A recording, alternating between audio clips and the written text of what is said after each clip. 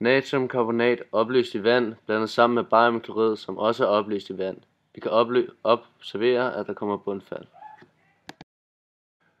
Når natriumkarbonat opløst i vand blandes med bariumklorid opløst i vand, vil to af ionerne reagere med hinanden, og som man kan se på reaktionsskemaet, går bariumionen sammen med karbonaten.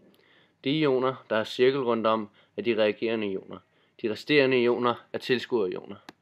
Her er ionreaktionsskemaet for ionerne uden tilskuerioner.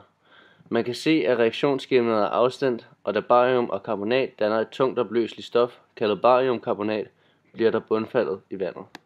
Vi ved, at det er barium og karbonat, der reagerer med hinanden, da de er de eneste af stofferne, så kan man reagere med hinanden og danne et tungt opløseligt stof. Her er reaktionsskemaet med stofformen. Når natriumkarbonat opløst i vand blandet sammen med bariumklorid og også opløst i vand, reagerer stofferne med hinanden, og der dannes et fast storm i form af bariumkarbonat. Natriumklorid er stadig på ionform, og de er opløst i vandet.